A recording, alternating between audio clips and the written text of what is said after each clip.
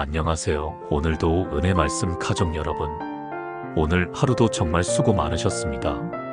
하루 종일 크고 작은 선택들을 하시느라 얼마나 힘드셨을까요? 아침에 일어나서 무엇을 입을지, 무엇을 먹을지부터 시작해서 일하는 방식, 사람들과의 관계에서 어떻게 행동할지, 자녀 교육은 어떻게 할지, 정말 수없이 많은 결정들을 내리며 살아가고 계시죠. 그런데 이런 모든 선택들이 단순히 그날 하루로 끝나는 것이 아니라는 걸 아시나요? 오늘 내린 작은 결정 하나가 내일의 나를 만들고 1년 후의 나를 만들며 결국에는 내 인생 전체를 만들어갑니다. 그래서 선택이 이렇게 중요한 거예요. 어떤 분들은 별거 아닌 일인데 뭘 그렇게 심각하게 생각하나 하실지도 모르겠어요. 하지만 성공한 사람들과 그렇지 못한 사람들의 차이를 보면 대부분 일상의 작은 선택들이 쌓여서 만들어진 결과라는 것을 알 수 있어요. 그런 의미에서 오늘은 잠언 13장을 통해 지혜로운 선택이 어떤 열매를 맺는지, 그리고 어리석은 선택이 어떤 결과를 가져오는지 함께 살펴보려고 합니다. 이 말씀이 여러분의 앞으로의 선택들의 확실한 기준이 되고 더 나은 미래를 만들어가는 지혜가 되기를 바랍니다. 잠언 13장의 첫 번째 말씀이 바로 이런 주제로 시작됩니다. 지혜로운 아들은 아버지의 훈계를 들으나 거만한 자는 꾸지람을 즐겨 듣지 아니하느니라. 이 말씀을 보면서 여러분은 자신의 어린 시절이 생각나시나요? 부모님이 이건 하지 마라, 저건 조심해라 하실 때 어떤 반응을 보이셨나요? 어떤 아이들은 네 알겠어요 하며 순순히 따르지만 어떤 아이들은 왜요? 싫어요 하며 반항하죠. 그런데 신기한 것은 나이가 들어서도 이런 패턴이 계속된다는 거예요. 지혜로운 사람들은 나이가 들어도 여전히 배우려고 해요. 다른 사람의 조언을 듣고 책을 읽고 새로운 것을 익히려고 노력하죠. 반면에 거만한 사람들은 내가 뭘 모른다고 나도 다 아는 얘기하면서 배움을 거부해요. 특히 요즘처럼 변화가 빠른 시대에는 계속 배우는 사람과 그렇지 않은 사람의 차이가 더욱 벌어져요. 기술도 변하고 사회 분위기도 변하고 일하는 방식도 변하는데 거기에 적응하지 못하면 도태될 수밖에 없어요. 그런데 여기서 중요한 건 단순히 새로운 기술을 배우는 것만이 아니에요. 더 근본적으로는 하나님의 말씀을 통해 인생의 지혜를 배우는 것이에요. 세상 지식은 시대가 바뀌면 쓸모 없어질 수 있지만 하나님의 지혜는 영원해요. 사람은 입의 열매로 말미암아 복을 누리거니와 마음이 괴사한 자는 강포를 당하느니라. 또다시 말의 중요성에 대한 말씀이 나오네요. 입의 열매라는 표현이 참 인상적이에요. 나무가 좋은 열매를 맺으면 그 열매로 많은 사람들이 유익을 얻듯이 우리 입에서 나오는 말도 그런 열매와 같다는 거예요. 좋은 말을 하는 사람은 그 말로 인해 복을 누려요. 사람들이 그를 좋아하고 신뢰하며 함께 일하고 싶어해요. 위로의 말, 격려의 말, 지혜로운 조언들, 이런 말들을 하는 사람 주변에는 항상 사람들이 모여들어요. 하지만 마음이 괴사한 자, 즉 속이 비뚤어진 사람은 강포를 당한다고 했어요.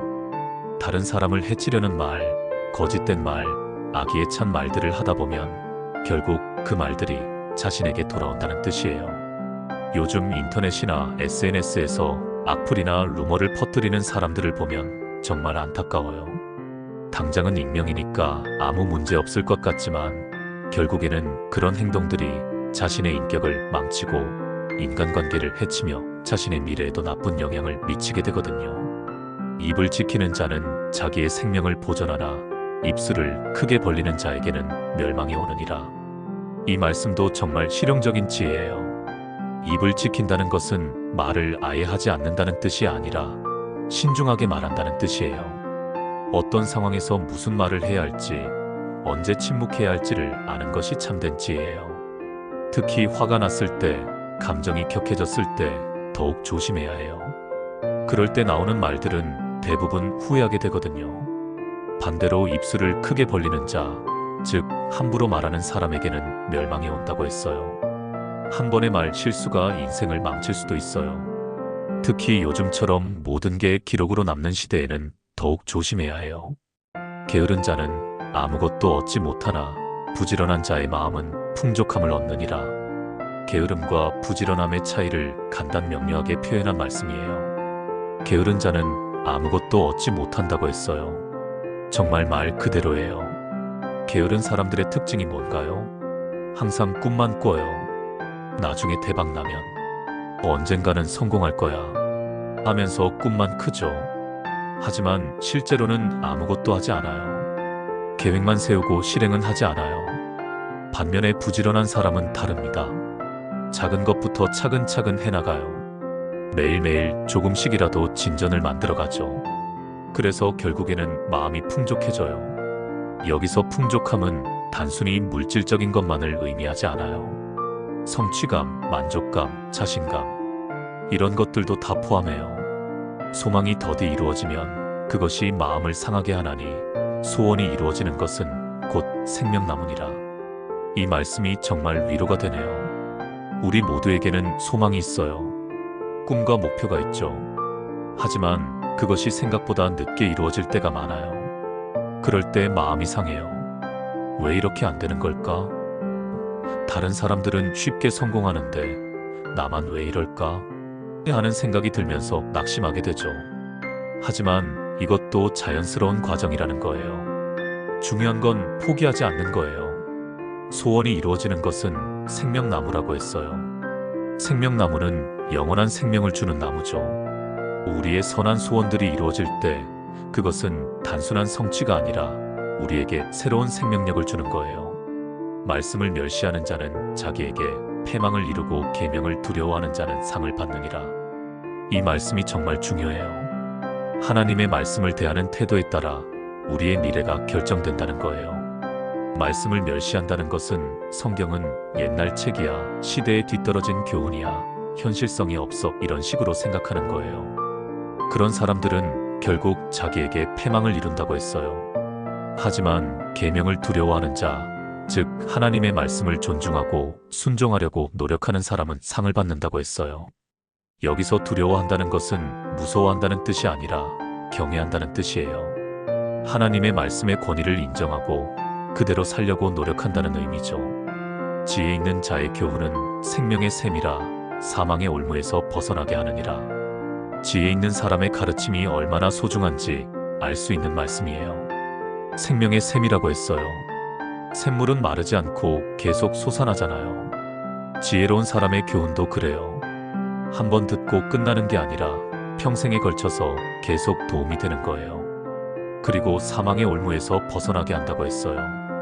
여기서 사망은 육체적 죽음만을 의미하는 게 아니라 영적인 죽음, 절망, 포기, 실패, 이런 것들도 포함해요. 지혜로운 조언을 받으면 그런 위험한 상황들에서 벗어날 수 있어요.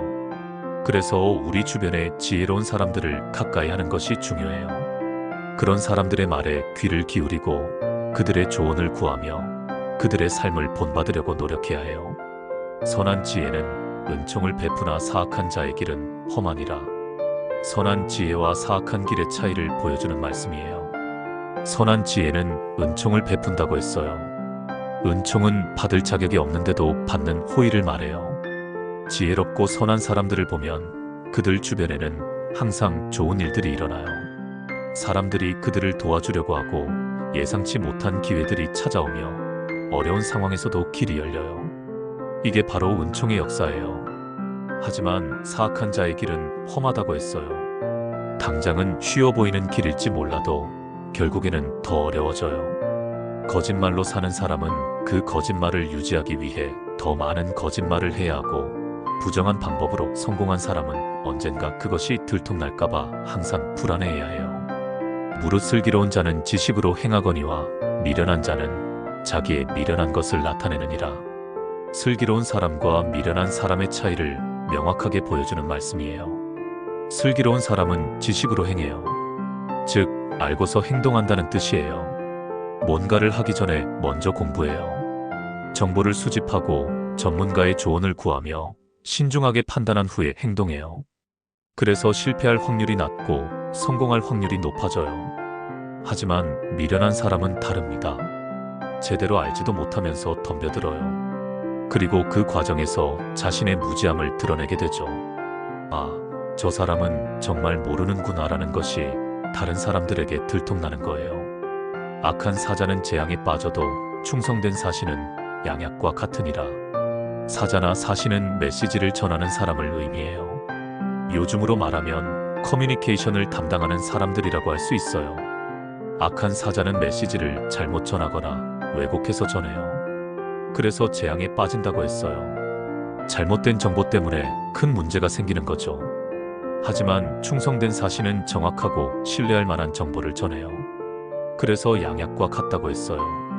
우리도 다른 사람들에게 정보를 전할 때 정말 조심해야 해요.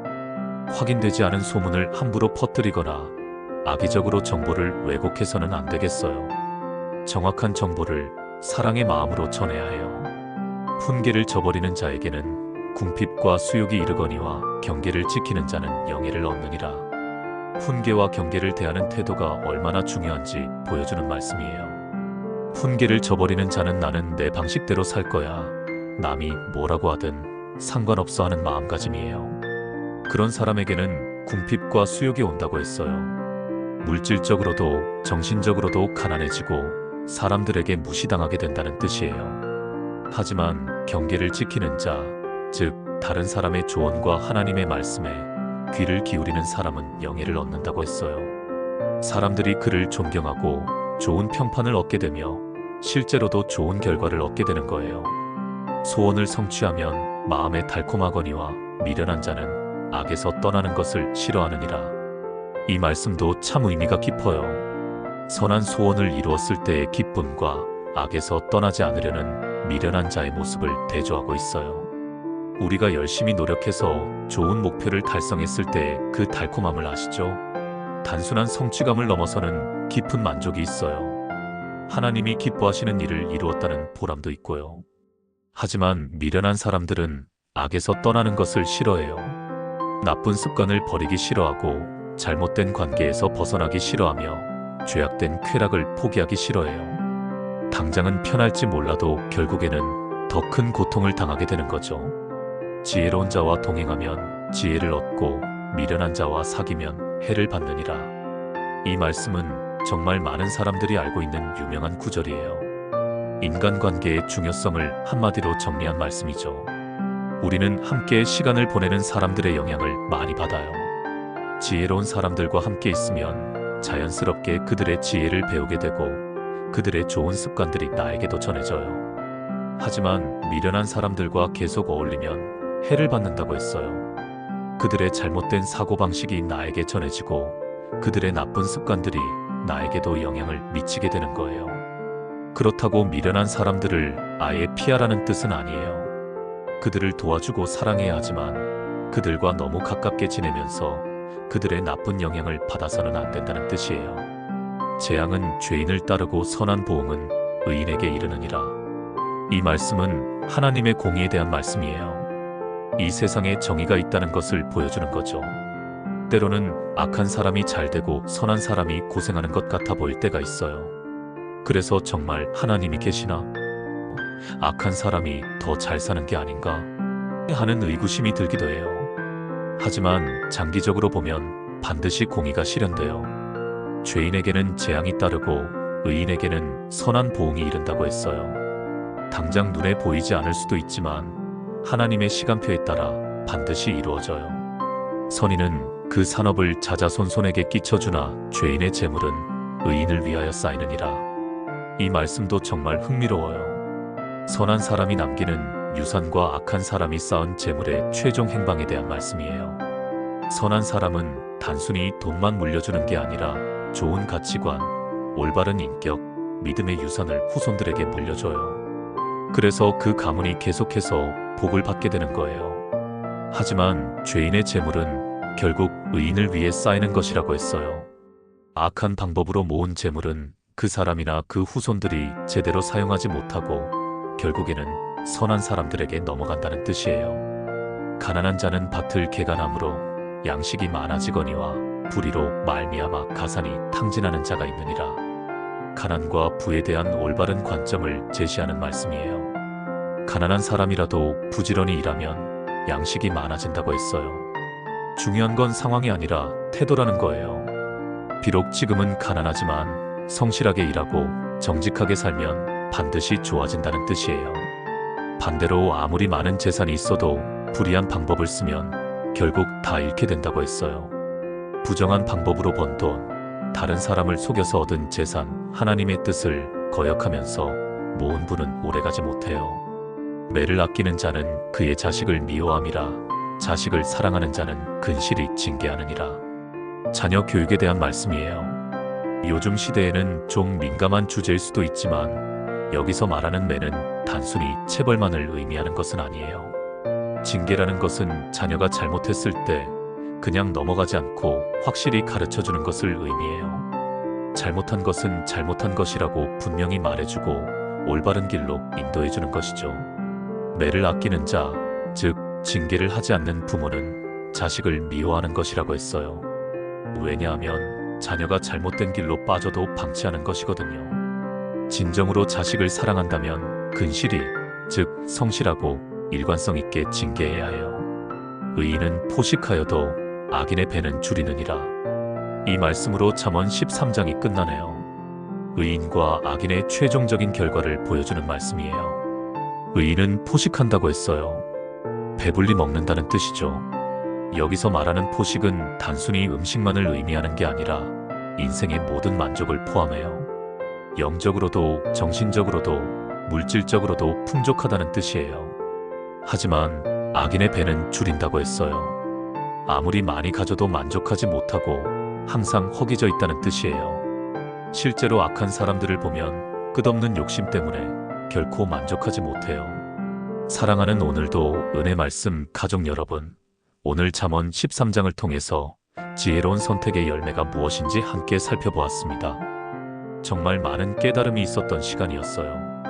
무엇보다 우리의 작은 선택들이 얼마나 중요한지 깨닫게 되었어요. 훈계를 받아들이는 마음, 말을 조심하는 태도, 부지런한 생활 습관, 올바른 인간관계. 이 모든 것들이 우리 인생의 결과를 만들어가고 있어요. 특히 말의 힘에 대해서도 다시 한번 생각해 볼 수 있었어요. 우리가 하는 말이 입의 열매가 되어서 복을 가져다 주기도 하고 화를 불러오기도 한다는 것을 기억해야겠어요. 또한 함께하는 사람들의 중요성도 깨달았어요. 지혜로운 사람들과 함께하면 지혜를 얻고 미련한 사람들과 사귀면 해를 받는다고 했잖아요. 우리 주변의 인간관계를 한번 점검해 볼 필요가 있겠어요. 그리고 하나님의 공의에 대해서도 확신을 얻었어요. 당장은 악한 사람이 잘 되는 것 같아 보여도 결국에는 하나님의 정의가 실현된다는 것을 믿어야 해요. 재앙은 죄인을 따르고 선한 보응은 의인에게 이르게 되어 있어요. 우리가 오늘부터 실천할 수 있는 것들을 생각해보면 먼저 겸손한 마음으로 배우려는 자세를 가져야겠어요. 나이가 들어도 지위가 높아져도 여전히 배울 것이 많다는 마음으로 살아가야 해요. 특히 하나님의 말씀을 통해 인생의 지혜를 얻으려고 노력해야 하고요. 둘째로 우리의 말을 정말 조심해야겠어요. 입을 지키는 자가 자기의 생명을 보존한다고 했잖아요. 화가 날 때, 감정이 격해질 때 더욱 조심해서 말해야 해요. 한번 내뱉은 말은 다시 주워 담을 수 없거든요. 셋째로 게으름을 버리고 부지런해져야겠어요. 게으른 자는 아무것도 얻지 못하지만 부지런한 자의 마음은 풍족함을 얻는다고 했어요. 작은 일에서부터 성실하게, 꾸준하게 해나가야 해요. 넷째로 좋은 사람들과 교제해야겠어요. 지혜로운 자와 동행하면 지혜를 얻는다고 했어요. 우리 주변에 믿음이 좋고 인격이 훌륭하며 지혜로운 사람들을 가까이 하려고 의도적으로 노력해야 해요. 다섯째로 소망을 잃지 말아야겠어요. 소망이 더디 이루어져서 마음이 상할 수도 있지만 포기하지 말고 끝까지 기다려야 해요. 하나님의 시간표가 있거든요. 마지막으로 자녀들이 있으신 분들은 사랑으로 징계하는 것을 두려워하지 마세요. 진정한 사랑은 때로는 엄격함을 요구해요. 자녀가 잘못된 길로 가지 않도록 올바른 가치관을 심어주는 것이 부모의 역할이에요. 혹시 지금까지 미련한 선택들을 많이 하셨다고 후회하시는 분이 계신가요? 잘못된 말을 많이 하셨거나 게으른 삶을 살아오셨거나 나쁜 친구들과 어울리면서 시간을 낭비하셨나요? 괜찮습니다. 하나님의 은혜는 새로운 시작을 허락해 주세요. 오늘부터라도 지혜로운 선택을 하기 시작하면 돼요. 하루하루 작은 변화들이 쌓여서 큰 변화를 만들어낼 거예요. 그리고 이미 지혜롭게 살려고 노력하고 계신 분들에게는 더 큰 격려를 드리고 싶어요.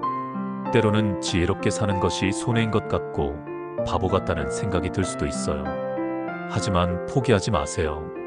의인은 포식하지만 악인의 배는 줄일 것이라고 하나님이 약속하셨어요. 우리 모두가 매일매일 지혜로운 선택을 해나가는 사람들이 되기를 소망합니다. 오늘 내린 작은 결정이 내일의 나를 만들고 1년 후의 나를 만들며 결국에는 내 인생 전체를 만들어간다는 것을 기억하세요. 여러분의 선택이 하나님을 기쁘시게 하는 선택이 되고 여러분 자신에게도 복이 되며 주변 사람들에게도 좋은 영향을 미치는 선택이 되기를 간절히 기도합니다. 오늘도 이렇게 귀한 하나님의 말씀으로 함께 해주셔서 감사합니다. 이 말씀이 여러분의 마음에 깊이 새겨져서 앞으로의 모든 선택들의 지혜로운 기준이 되기를 바랍니다. 만약 오늘 말씀이 여러분에게 도움이 되었다면 구독 버튼과 좋아요 버튼을 눌러주세요. 그리고 알림 설정까지 해두시면 새로운 은혜로운 말씀들을 가장 먼저 만나보실 수 있습니다. 또한 이런 귀한 말씀을 주변의 소중한 분들과도 함께 나눠주세요. 가족, 친구, 동료 중에서도 지혜로운 선택에 대해 고민하시는 분들이 계실 거예요. 이 영상을 공유해서 더 많은 사람들이 하나님의 지혜를 접할 수 있도록 도와주세요. 댓글로도 여러분의 마음을 나눠주시면 좋겠어요. 오늘 말씀을 통해 깨달으신 점이나 실천하고 싶은 부분 또는 함께 기도하고 싶은 제목이 있으시면 언제든지 나눠주세요. 우리 모두가 서로 격려하고 도우며 지혜의 길을 걸어가기를 바랍니다. 다음에도 더욱 은혜로운 하나님의 말씀으로 여러분과 만나겠습니다. 그때까지 여러분과 여러분의 가정에 하나님의 지혜와 평강이 충만하시기를 축복합니다. 감사합니다.